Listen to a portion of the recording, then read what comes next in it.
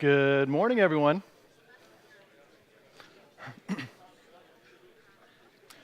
So thanks, everyone, for coming this morning. My name is Jimmy BOGARD. You can find me on Twitter at @jbogard. Feel free to tweet at me. I sometimes reply. Usually it's untapped tweets of beers I'm drinking, so apologies for that if it gets annoying. You can find all my slides and content on my GitHub at github.com/jbogard, and I blog quite a bit at jimmybogard.com. I work at a very small consulting company in the States called Headspring, where I usually just build apps and systems for my customers for my sort of daily work. This is just sort of kind of fun stuff I do. And a lot of what I get to do at Headspring is create open source projects to help my customers. So on the right there are a few of the open source projects I've been lucky enough to be a part of and build while at my time at Headspring. And I also have a lot of old blogs and blogs at Los Techies, so you probably have seen some entries if you know me from over there. So this is a solid ASP.NET Core, and if you may notice, the solid is all capital, so that's for the solid design principles. So what are those? Let's see. I should know these, right, because I'm giving a talk about it.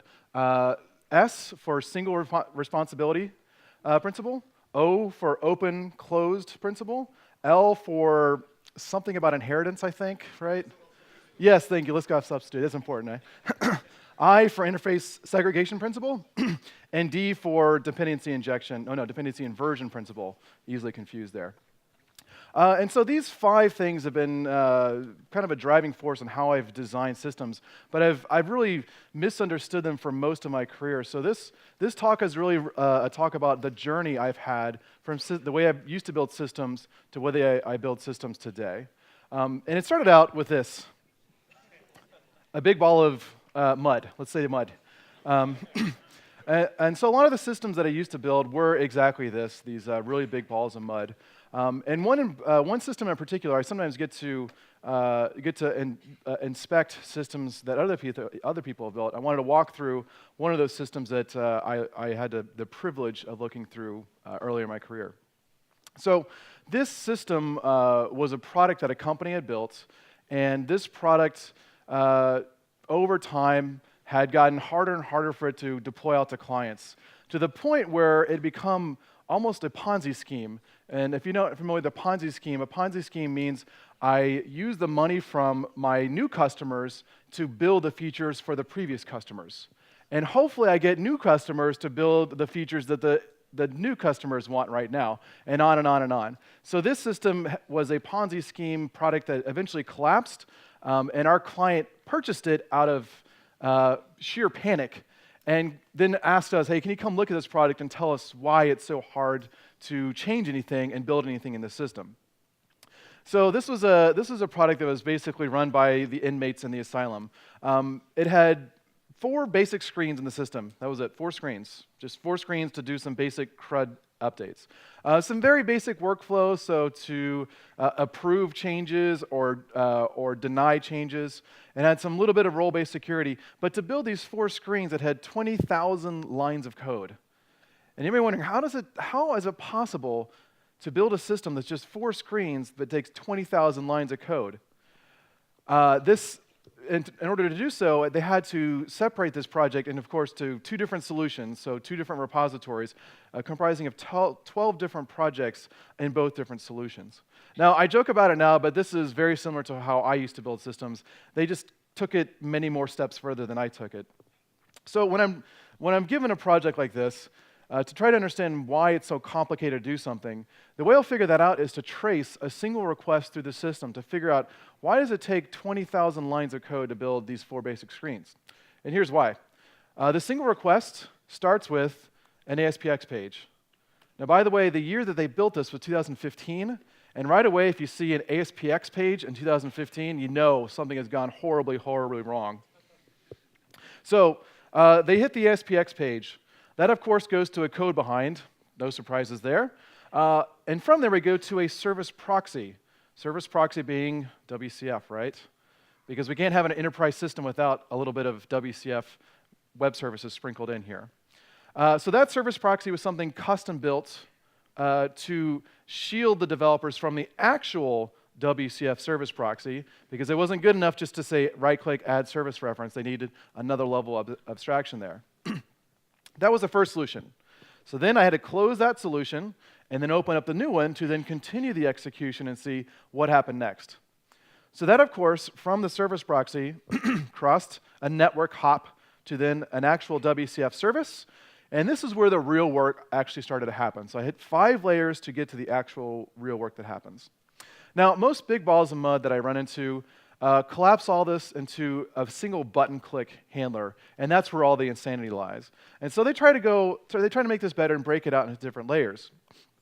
The next layer being the BAL project, which stands for Business I Don't Actually Know, the developers didn't either, and then layer.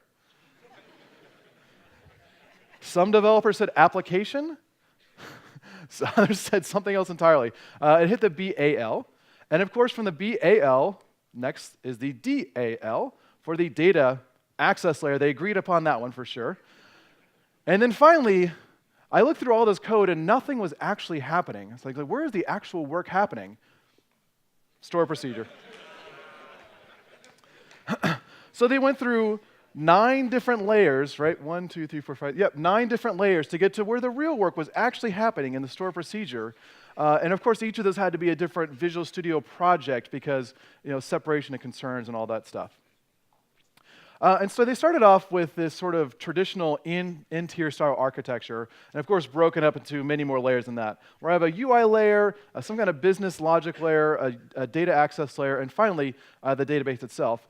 Or, if you prefer, if you're doing domain-driven design, much better, domain objects and repository as opposed to business layer and data access layer. Much better, right? Such an improvement here. And so applications like this, the way I was building them, I would organize everything in my system by individual layers. So if I had some kind of table in the database, I would have to have some kind of domain object to represent that table. So in this case, I have a person object representing the person table. And then I have to have a controller that represents the user interface interaction with that thing, so I have a person controller. I can't put the business logic inside of the controller because I was told that's a very bad idea. It's not unit testable. So, of course, I put it in the person service. And then finally, when I have to do data access, I have a person repository. And I take every single table in the database and build out all of these layers mapping to either the business logic or data access logic based on those individual tables I need to access. And so I took this idea to its logical conclusion, me personally, and I came up with, eventually it is something like this. Now this I actually wrote, so I can't blame anyone but myself. This is a person repository that combines 2 kinds of repository patterns. One repository pattern is the generic repository, the idea that I have basically a repository interface that shields me from the ORM that I'm using and provides some common access methods there. So that's that iRepository of T being the entity type. Or you can build a specific repository that is a repository specific to the entity you're trying to query, and you'll have all the queries and commands associated with that in that repository. We did both, which I don't think you're supposed to do, but that's what we wound up doing. So we took this and said, this is a violation of almost all of the solid design principles. Actually, all of them, I think. Especially single responsibility, right? This is many, many responsibilities doing a whole lot of different things. Open-close principle, I'm sure it violates it somehow, but somewhere in there. The Liskov substitution principle, I think that weird inheritance thing we have here, where we have a specific repository and a generic repository breaks that. The interface segregation principle, clearly I never need to use all of these methods. Actually, it's cut off there because I couldn't get the image big enough on the screen with all the different methods and still be legible, but it ends somewhere about 2 meters below the screen here, the actual number of methods there. So clearly, I never use all of these methods all at once. I only use really one method at a time here. And dependency inversion, well, I did have that down because I have an I-person repository, not the actual person repository. So 1 out of 5, that's not bad, is it? I guess not. So I was at the end of this project where I took a step back and said, you know what, there's no way I can take this step further. I could try to take it further and have those 9 layers of insanity that we saw earlier that is impossible to change over time. And I didn't want to take this idea any further, so I said, let's take a step back and say, how do we get so far off of these design principles that I've been trying to follow for so many years? So in taking a step back, the first thing I needed to do to figure out what was the right step forward to really have a good, solid design was to get rid of all these patterns. And that's literally what we did. I had a new project, and I said, you know what, team, let's do this. Let's just do file new project, and let's just make it as absolutely simple as possible, and let's not introduce a single pattern until the code tells us there's some problem here, we need to introduce that sort of pattern. So that's what we wind up doing.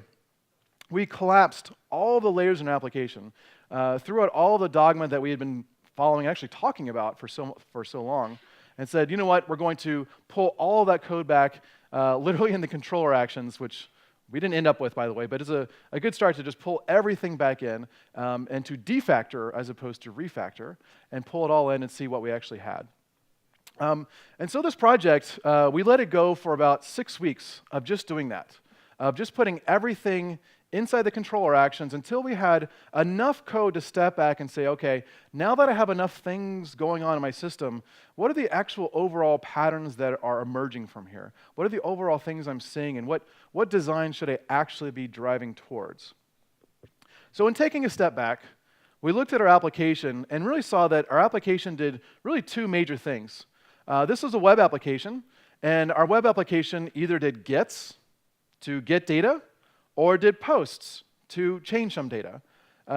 This is before we really got into the whole REST junk, so we didn't have put or delete, but those still did manipulations of data. So basically we had things that would query data to retrieve data out, and things that would change data to say, I want you to change data and do this thing. So we had queries and commands.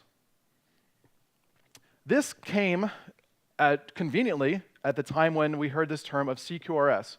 CQRS is a very misunderstood term, and it can lead to really crazy architectures, but its original idea was two models, a command model and a query model, where once there was just one. And we look at our original system, that's exactly what we saw, that everything in our system was trying to be used for two very different purposes, to query data and then try to manipulate data. And trying to fit both of those things into one single pattern and any given layer was pretty difficult. Now, CQRS can take this idea much, much further with like separate databases and junk, but we didn't do any of that. We just said, let's just, at its very basic, split our application into two models instead of just that one. So going back into our original repository, if we try to split this up into what it was doing, we basically saw that, hey, these are a bunch of queries here. And I know it's a little bit small, but that's just because there's so much junk here. These are all different methods to get a single entity, but then fetch and join other pieces of data along with it. Now, this is the time where we were kind of slapped on the hand if we ever accessed the ORM directly in our code. This posed a problem for us because if you just hide the ORM directly from everything else, that leads to very inefficient queries, because I will make a call to get the one thing, and then I'll try to join dynamically and get the other things, and that can make it really, really slow. So I made these methods to fetch that additional data for every kind of thing in my system. So get by person ID. Okay, that just gets the very basic person. Get person ID for this specific purpose. Get by person ID for this other specific purpose. Get this person ID with no eager fetch, and it went on and on and on and on. So I had all these individual queries that would do very specific things for very specific requests, and I wouldn't know what they were doing unless I actually dug into the code and said, okay, do I need to use this one? Oh, it joined this other thing, so I don't really need to use that one. All in the name of not trying to duplicate code. I wound up having a lot of code that had nothing to do with each other.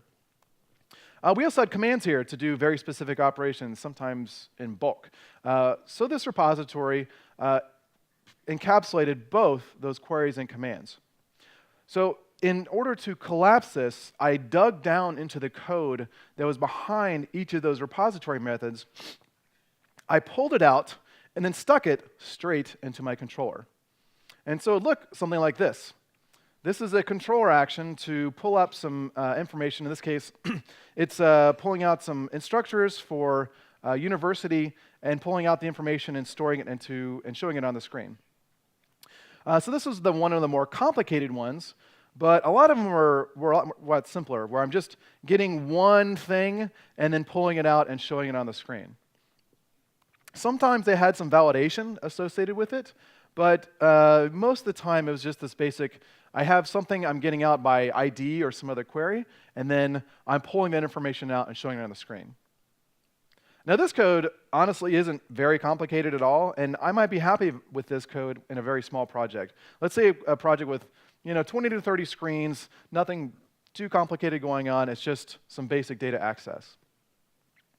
Now, on the command side, we want to see what kind of patterns we're showing up there. And so this one is quite a bit different than we saw from the queries. This one is having to do some validation associated with it, so it's doing this if model state is valid. This one I took from the Microsoft example, so it's not exactly what I would actually use in production, but it does some also data manipulation by binding the data inputs from the screen into the entity, and then go ahead and saving that, and then finally redirecting them to either success or a validation error screen. Now, some of these were pretty complicated too. This is more associated code with the commands.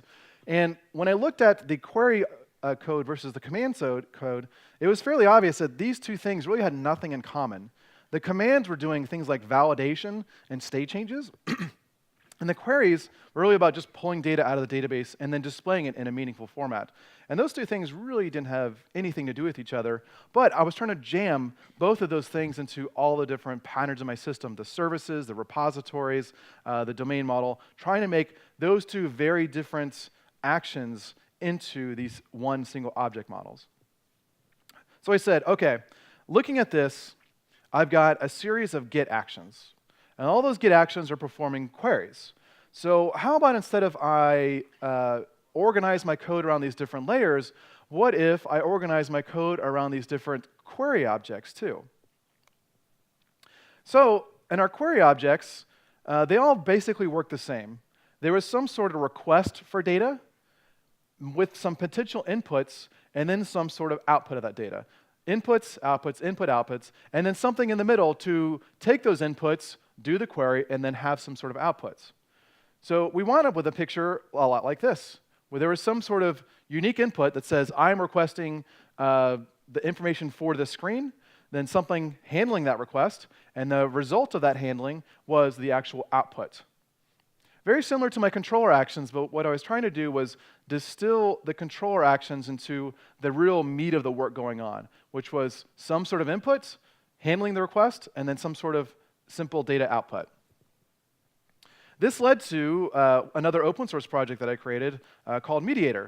And Mediatr just kind of helps provide a common interface for these kinds of requests, where I have some sort of command to do an action, and that results in a success or failure. Or I have a query that goes to a request handler, and that results in some sort of data coming out the other side. And the real meat of the work, as opposed to being in each of those service repository classes, instead would be in these individual distinct handlers that were built for each individual request. So, going back to our controller action, I needed to transform those controller actions to using this kind of CQRS pattern where I model everything as commands and queries. So this is one of the more complex controller actions I had to work with. And in this more complex controller action, I need to look for what are the inputs to my query. What are the things that I need to direct to the query handler to say, how do I need to query my data? So that would actually be in this case, the controller action parameters. These represent the unique parameters that I need to send to the request handler to say, okay, use these parameters in order to query the data. And if I look at the rest of the code, those are the parameters actually being used to pull that data out. So I can represent this as this query object. This query object represents a request for data. It says, I want the data, which is the student index result type there, for the student controller index action. Now, I would make individual query objects for each of the individual kind of request on my screen so that I made sure that I didn't have one query potentially stepping on the toes of the other, and getting back to what I had before in my repository, where I had one, what I thought was a common method that everyone can use, and then turned out it wasn't so common, and I kept having to break things out. So I said, forget it. We'll just have individual requests for every single request in an application, and make sure that each of those is separate from each other. Once I had the requests and the query modeled, I can then go to the result model. And the result model is looking at all of the things that are going to be passed, in this case to a view, although it could be back to the result of an API for an API call, all the things being passed back to whatever thing is going to then display that information. Could be a view, could be back to Angular, React, whatever. It's just all that data to be returned. So in this case, I looked at, there were some indirect outputs, in this case via viewBag in MVC. There are also some direct outputs directly to the view down here at the bottom. So taking those two things together, all the things being passed out to the view in order for it to display successfully, I gathered all those pieces up and put them in a unique result object. Now, with these two things, I have the result object and this initial query object, as well as a subtype for the actual results on the screen. Those two together represent a unique request on my system. A request, in this case, for the index page on the student controller, and then the results that I pass along to the view. One thing you'll notice here is I don't try to reuse these kind of models throughout my system. We had a very strict rule that said for every individual view on your page, you will have one single model that represents that view. Additionally, we'd have one single request that represents requesting that data as well. The general idea is that we couldn't guess up front what are the commonalities and what's the duplication going to be in our code. So we said, you know what, let's, instead of trying to plan up front what duplication we think is going to exist, let's just assume that there's no duplication whatsoever. And then after a while, we can go back and look to see, okay, now that we have 3 or 4 or 5 of these, is there actually any kind of duplicate code we find in all the given different handlers of these different requests? There's another nice side benefit here, is that if I make a change to this class, it only affects that one single request and no other requests in my system. So that gives me a lot of confidence to be able to change my application and know that if I make a change to this individual part of the system here, it has no side effects with the rest of the system. Contrast that with the repository. If I made a change in one of those repository methods, I would have to go look to see who else is using this repository method, and are they okay with this change? Who else is using this service method, and are they okay with this change? Are they aware of the side effects that are going to come in? Can I rely on my tests to catch any potential errors? Maybe, maybe not. But it took additional analysis to make all of those different changes that just slowed us down over time. With this kind of model, I don't have to do any of that kind of analysis to make changes because I know it's just this one request that I'm dealing with.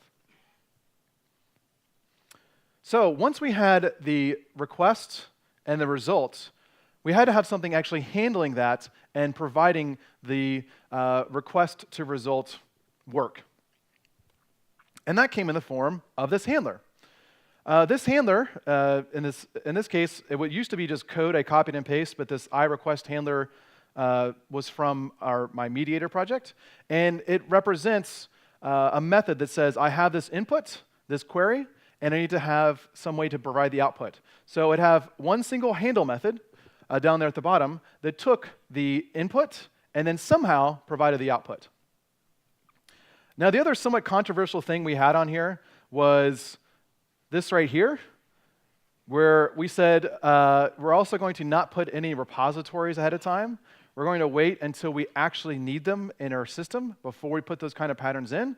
And so we said, you know what? If at some point in the future we see that pattern is actually needed, then we'll go ahead and put it in. But for this project, we went about 2.5 years before I finally come off the project, and we never put it in. The reason why we never needed it is the initial reason we put it in was for testability purposes. But we kept having this problem that we would, in our tests, our unit tests, we would mock out our repositories. But when it came time to production, the real repositories were in there, and then we started having production errors because all of our unit tests lied to us. And there's not a worse feeling in the world when your unit tests lie. It's like, what confidence do you have in anything that you ever built now that your unit tests are lying to you? So I said, forget it. We're just going to have tests that actually hit a real database. And then if tests hit a real database, then there's no reason for us to abstract that. We had other reasons why we thought repositories were good. Things like we didn't want to actually have our code depend on an ORM because maybe you'll change your ORM in the future. I've actually done that. I've actually changed an ORM, and if I had stuck with a repository pattern, it actually would have been harder for me to change my ORMs because the repository pattern forces us to go through this one single interface for every kind of data access we have. And it's actually really hard at runtime to switch out one repository implementation for another on the fly.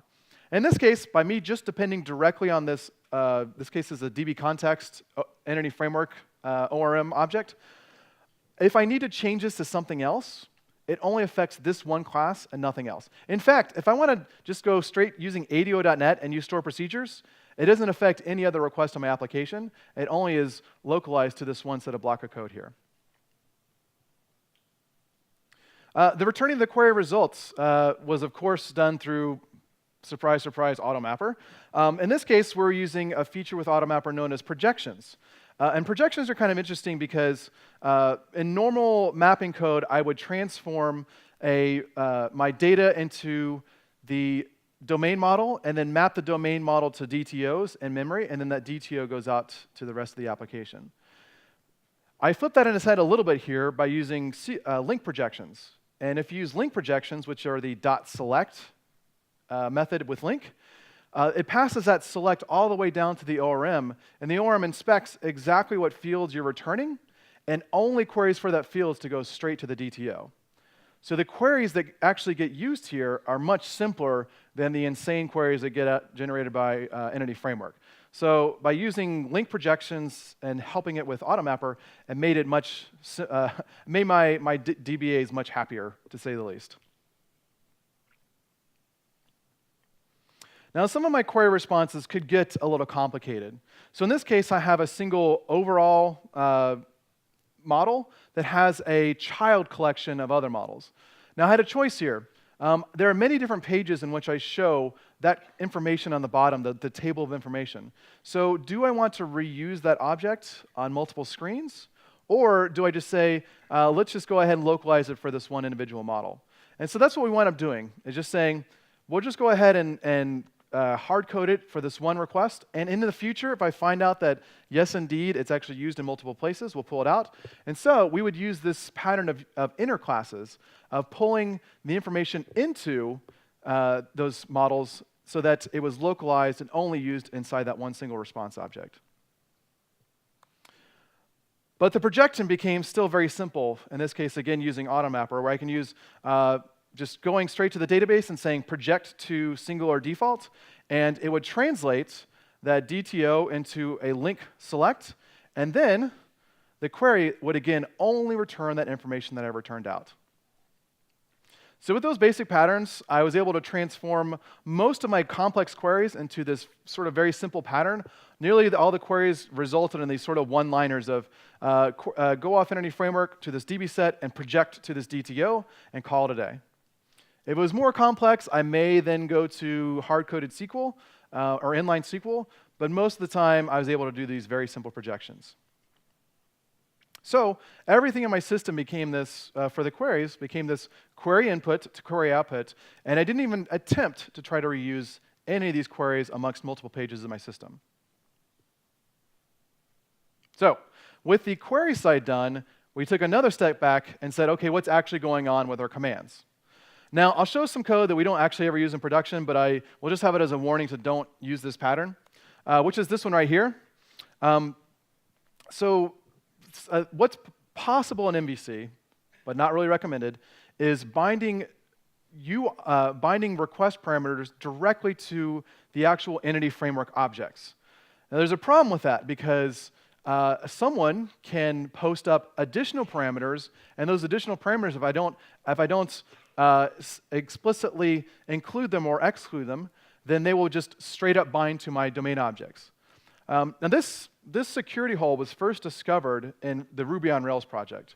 Ruby on Rails is another MVC framework built on top of Ruby, and it's very much a kind of holistic approach where it includes data access objects directly in the framework.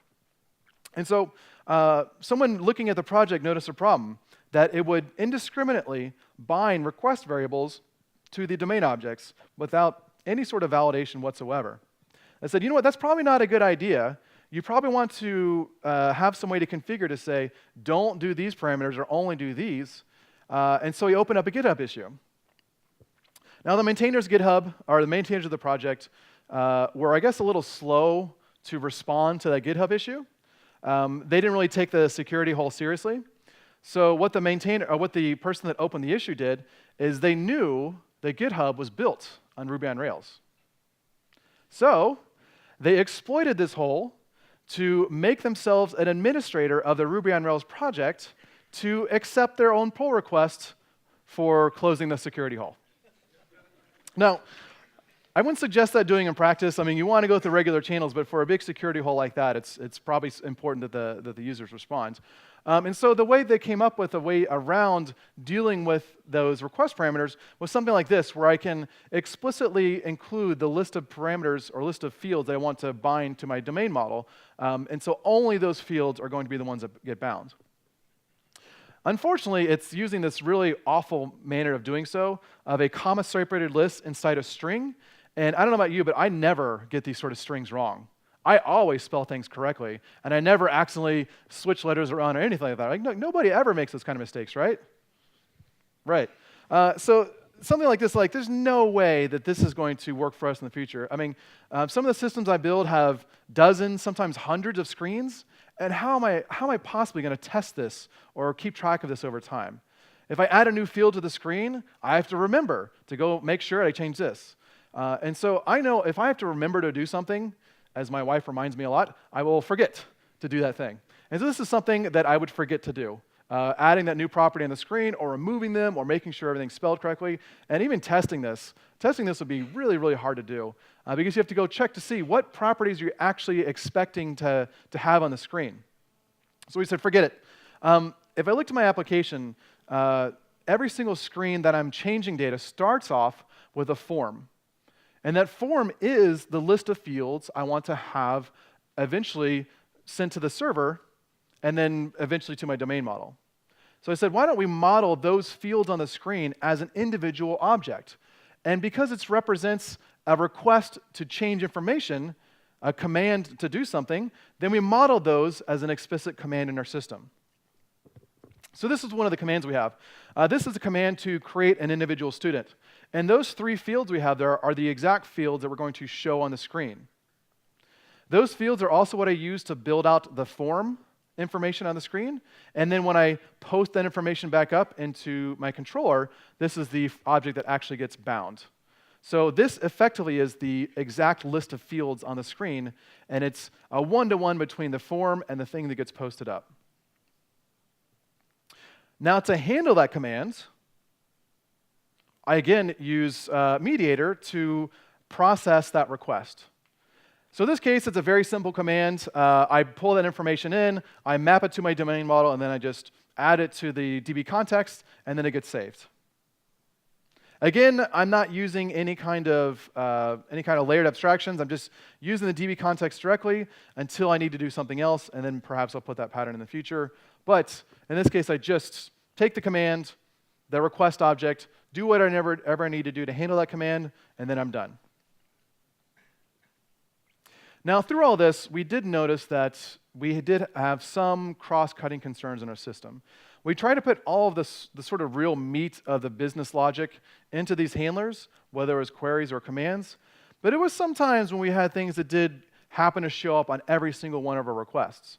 So those we looked at as cross-cutting concerns. Those cross-cutting concerns were really the actual layers in the application, but they weren't logic layers. They were just really these additional things that happen on every single request. Now, one of the big ones we had was validation. All of our command actions look like this, where there was, if model state is valid, then do this thing. Now, this one is a little bit funny because it's actually validating the entity. And one of the things we did by moving to commands is we switched from, instead of validating entities, we validated the request instead. Now what this let us do, this is a tool called Fluent Validation, which allows you to define rules based on an individual type. It let us validate the request before it actually got to our entities. If I'm doing entity validation, I've had to change the entity, and then validate it after the fact. At that point, I've lost the context of what the user was trying to do, and there were cases in our system where something that's valid on one request may not be valid on another. And so I can't just look at the end state to say, was this thing valid or not? I have to look at the before state, and then the thing you're trying to do, and then say, yes, that's a valid thing to do or not. So we wound up using these, validating our requests using the same request object we had earlier, as opposed to validating the entities after the fact. Now, the final trick we did was after we looked at having these requests that were very specific for every single page in our system, and these request models, and these handlers, and these validators, all of those things seem to be very related to each other. In our typical application, we would separate those objects by like or by kind. So we'd have a folder for validators, we'd have a folder for requests, we have a folder for handlers, and a folder for models or view models or whatever you want to call those things.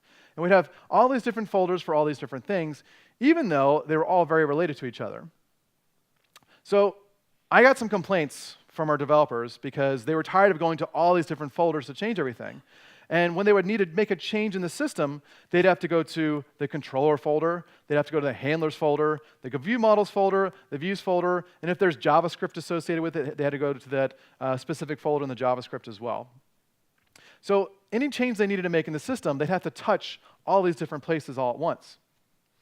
So we kind of flipped that on its head and said, you know what, if we need to make a change to a part of the system, how about instead of separating everything out by kind, how about when I have to make a change to a part, everything that needs to change together lives together. And so we wound up collapsing all of our different models and different things into individual folders, and we call these feature folders. So it looks something like this, where we'd have a feature for a given controller or something like that in the application, and then everything related to that request would then either live in individual file or usually files living next to each other. In this case, I've made them all inner classes of an overall feature class. So the command, the validator, the handler would all live all next to each other on disk. For more of the complicated ones, this would kind of grow. So in this case, this is for an edit screen. And an edit screen has both the query part, which is showing the form, and the command part, which is actually handling the request. But we just said, because when I'm making a change to that part of the system, I have to change all these different things, so let's make all those things live all next to each other. Now this is a simple example, and everything is in one single file. In most of our applications, we separate all these different things in different files. So we'd have an edit query validator, an edit commands, edit validator, edit query handler, and they just live as different files, but all right next to each other, all on disk. And so it looked like this, where even our view and the JavaScript associated with that view and all the code associated with building out that screen would all live all next to each other. This is a little crazy because at this point we have actually no layers in our system. We have the initial the controller that handles the request. The real meat of the work, though, lives all in these files here, and they all live next to each other. So I, as a developer, if I have to make a change to the system, I really go to one place to make all those different changes. Now, all the different concerns are still separated out. So validation is separate from the request, is separate from the actual handling logic, but they all live right next to each other. At this point, my controller becomes very small and very thin. Everything is just delegating out to the actual handlers, using this very thin mediator to mediate the request between the request and the response. Now, that is some abstraction and indirection, I admit. In other programming languages, you don't have to do this. For example, if you use F#, which if you were using F#, you'd probably already tell me about it because that's how those people are. They can't not tell you about it. They're kind of like paleo people and CrossFit people. It's just, you already know they're doing it. They've already told you. So this kind of thing is just built into the language there in F#. So I have to use this mediator as a means to fill a hole in the C# language. If C# ever supported this very simple way to me to link up a request to a handler, then I could just use that. Otherwise, I have to use this little mediator that links the request to the response. Now, I finally found, going back to domain-driven design, that my initial way I designed DDD systems was this in-tier architecture. But in that interior architecture, it really didn't represent the core fundamental design principles of domain-driven design either. But in this sort of mode, when I'm separating out each individual request into commands and queries, it actually allowed me to more fully realize the domain-driven design principles. So we looked at all of our handlers, and they looked basically like this. There was for any given handler of doing some work, there was a little piece of work to actually retrieve the entity. There was a block of work to do the real work. And then finally, at the bottom, there was a thing to save it. And what we wound up doing with DDD was push all the actual work from the handler into the entity itself. So for simple commands, we wouldn't do this because just to like find something and create something, it wasn't a very big deal. But there were times we had more complex commands going on. And so for these, we would actually push the work down into the domain object itself, and then the domain object would do the actual real work going on. So the final architecture, as opposed to being a layered architecture, looked more like this, where we had slices instead of layers. We had some cross-cutting concerns at the top. They were domain agnostic. So validation, authentication, those aren't really specific to any one given project or any given domain. The real work going on were in those individual feature slices, and a lot of those feature slices delegated the real work down into my domain model. And finally, we had to have some persistence layer that was actually shared, that essentially was the mapping between my entities and the database itself, but there was no real work going on. Everything was actually contained inside these features.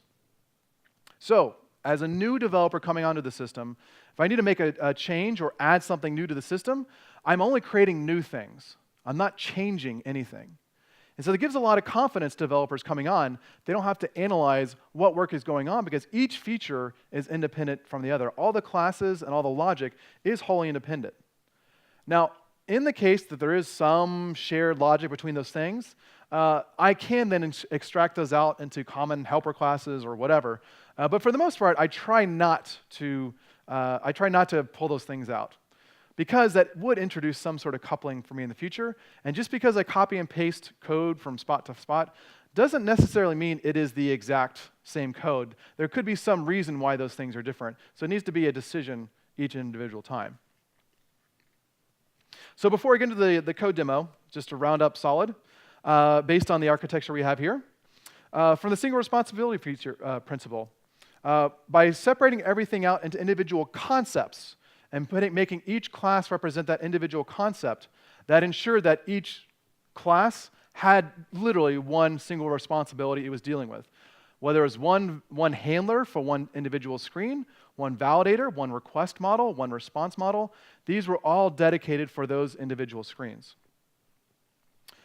The open-close principle, we use that through those cross-cutting concerns. And a lot of those things were actually built into the frameworks we're using already, whether it was action filters in MVC, or we could decorate some of our handlers if we wanted to.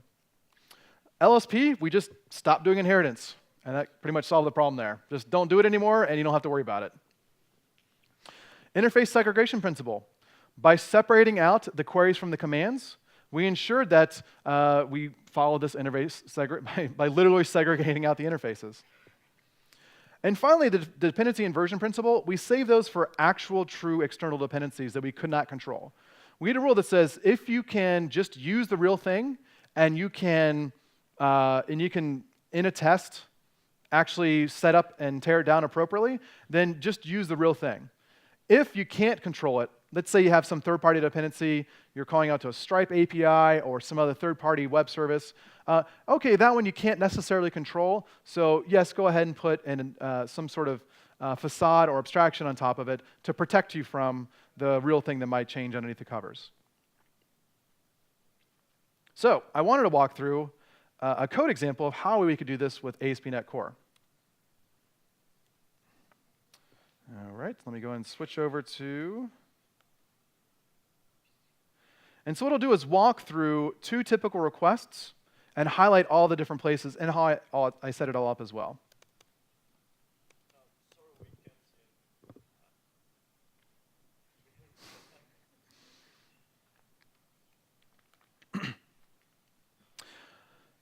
OK, so to make my life easier, to get all these different kinds of things introduced in my system, for my open source projects, I've created extensions to ASP.NET Core to make it really easy to register the configuration and classes associated with it. So we can find that actually in our startup. If I go to my startup, I'll see all the different things I'm using just as extension methods here. So to add AutoMapper into my system, I do services.addAutoMapper. To add Mediatr, services.addMediatr. We'll get to this in a second for the view side. And then for validators, that's right down here, Fluent Validation, and feature folders there as well. So with ASP.NET Classic, if you will, these 5 or 6 lines of code were like 200 lines of code, and it took a tech lead like a week on our teams to get it all set up properly. With ASP.NET Core and their built-in dependency injection and configuration frameworks, it makes it super, super easy to put all these things in. Now, all of those different extension methods actually came from NuGet packages, or NuGet, if you like to be fancy. I didn't invent that, by the way. So here are my NuGet packages for those extensions. So there's going to be my AutoMapper plus AutoMapper.extensions.microsoft.dependency injection. This is the name that Microsoft suggested, so if it's very verbose, blame them, not me. So I have some extensions to ASP.NET Core for Fluent Validation and a view package. I'll look at it here in a little bit. And finally, the Mediatr extension as well. So with those extensions, it's really easy for me to say services.blah and get all that configuration automatically added to my system. So with those in place, let's walk through some of my requests. Oops.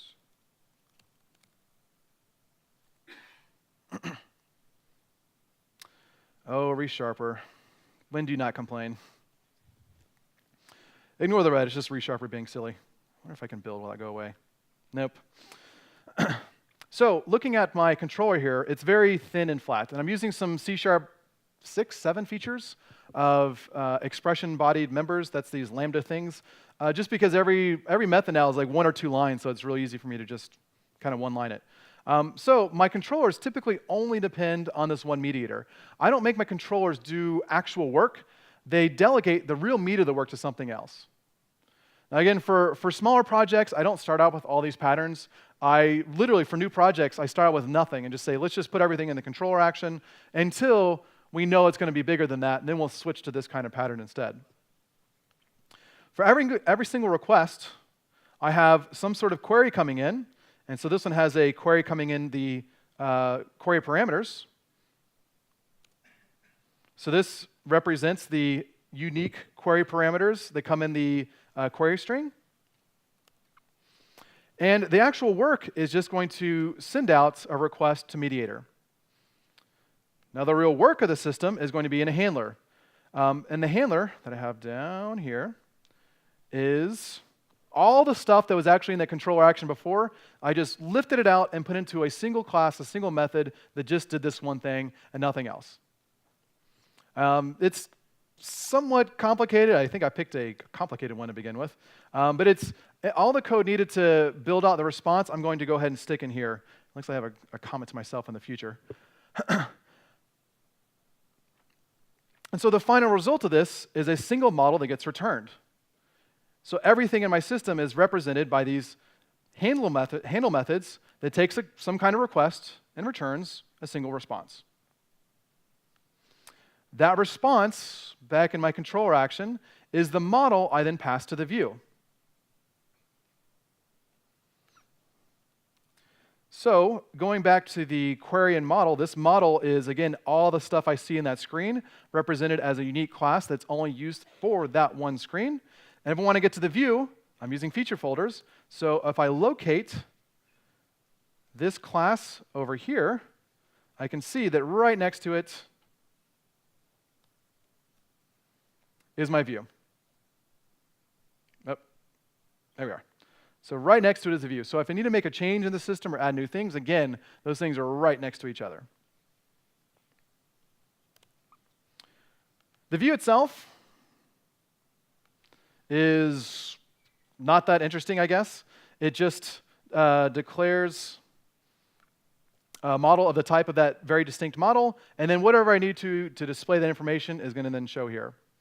If I was using a client-side UI, whether it's Angular or React or whatever, then that model would just be passed directly to the rendering template side on the browser, and it would render it over there. So for every kind of request in my system, again, I have these different unique request objects. So that query object for this individual details query. And so looking at this one, it looks quite a bit different than the index model. Its query is a lot simpler. And its model, again, is only the things going to be shown on that one page and nothing else. So even though there are some similar fields, I don't try to introduce any kind of inheritance hierarchy just because if those are two different screens doing two different things, then I don't really want to share that sort of application logic. And so I just separate it out into a completely separate class here. This handler is a lot simpler because it can straight up take my individual domain model and project it to this model here. Now, in order to set up the projections in AutoMapper, I actually have over here on the side my mapping configuration. And so this class represents all the mapping configuration for that individual feature folder. So this is all the mapping of, in this case, it was the details, so right down here, going from the instructor to the details model. And with that mapping configuration in place, when this code is actually executed, it translates the DTO into a link select query. So this is the equivalent to .select, and then I go from the instructor to a new model. Last name equals I.lastname. First name equals I.first name. And so on and so on. So this project to replaces this select projection. So I never have to worry about that code in my application again. So with that mapping configuration in place, this will execute successfully. And in my controller, again, I'm just sending a request back, getting a response, and that response is what's going to be then shown on the actual view itself.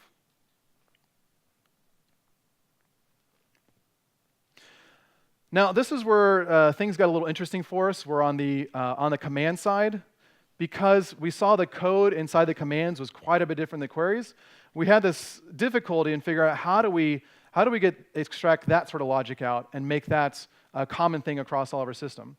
And so the request itself is fairly simple. This one right here is actually doing the work. Again, this request represents just the information I'm showing on the screen and what I'm going to be passing back and binding to my domain model. It has its own individual validator just for that one request because I can't guarantee that those validation rules are going to be the same across every single request on my system. And then finally, the actual work down here, as I show in the presentation, delegates the actual work of handling that request down to my domain model. So this is what actually does the actual work. And this is fairly complicated in my domain model, the instructor domain model here. This one is, yeah, that's more complicated. So this is actually unit testable. This handler, I could unit test it, but I have to mock out a DB context, so it'd be really difficult to do that. Two more things I want to show. One is the validation. So I showed earlier I have this validation class here that represents validating that one command.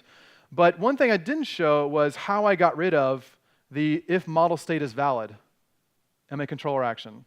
That's what I saw in all of my different controller actions. So for that one, what we wound up doing is pulling that up into an action filter. And so my action filter is what actually does the validation check. And so this is the validator action filter.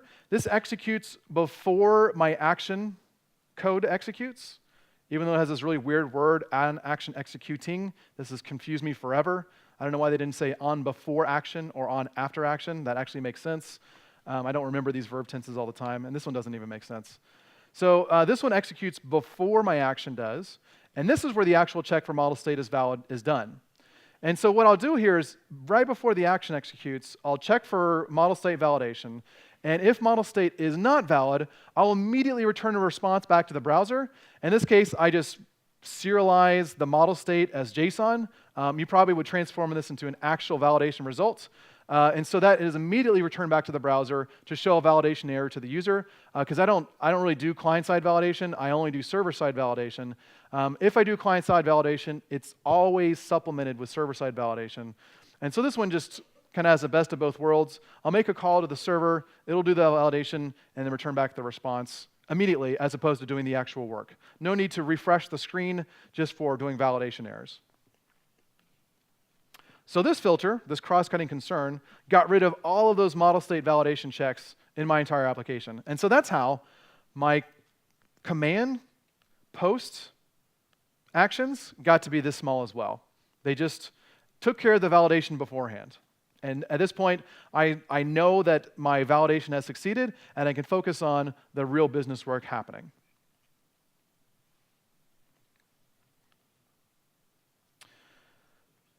So we looked at the commands, we looked at the queries. One last piece I wanted to show was the views, to show how we use those individual view models to help build out how my screen should be displayed.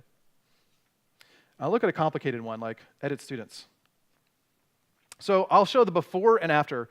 Let me open up the application as it was before. Edit, and this was the student edit page. Oh, lovely, lovely Bootstrap. So one thing we saw in our applications was a lot of duplication building out these edit screens.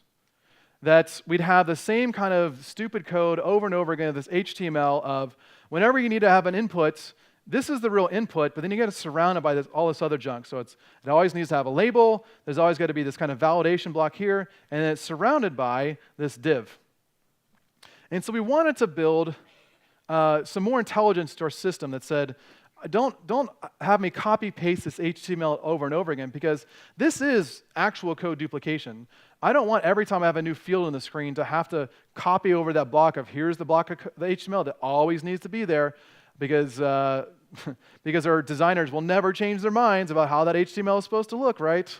So we wanted to make sure that that code was just represented in one place. But that posed a problem because ASP.NET Core has some extensibility models for HTML, but they're not great.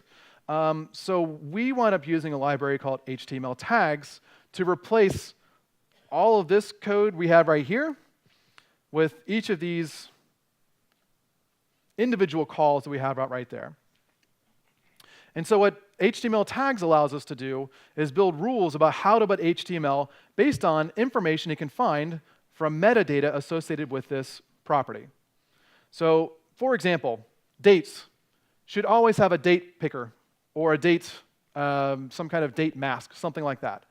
Typically in my applications, I have to explicitly put that in everywhere, or I have to kind of hard code in some method somewhere that says HTML.dateBlock or something like that. We thought it would be nice that if it knew that it was a date, that it could just formulate that explicitly. And so the last piece we had was, back in our startup,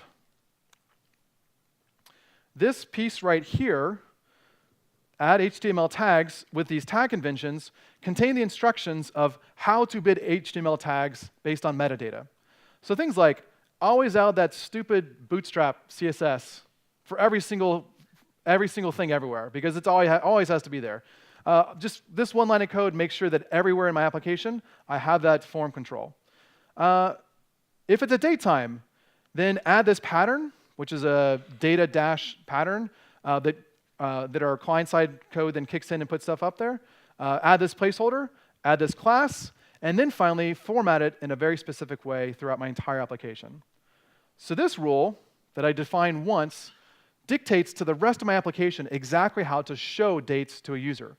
Back in the day with ASP.NET web forms, I would build a control to do this, but controls don't really exist in ASP.NET MVC or MVC Core. So this is the closest I can get to that style of building systems, is this HTML tag library that lets me build rules about how to build HTML in my system. So with those few projects in place, pulled in very simply through these extension methods, allowed me to have an architecture that made it really easy for new developers to come on and know that when they make a change or add new code, they're only affecting that one single part of the application and nothing else. And when I know that I can just change one part of the system without affecting anything else, that gives me a high degree of confidence in the changes I'm going to make. So that was solid ASP.NET Core. Say no to layered big balls of mud and use these kind of architectures to help make your logic really easy to change and add in the future. Thank you very much.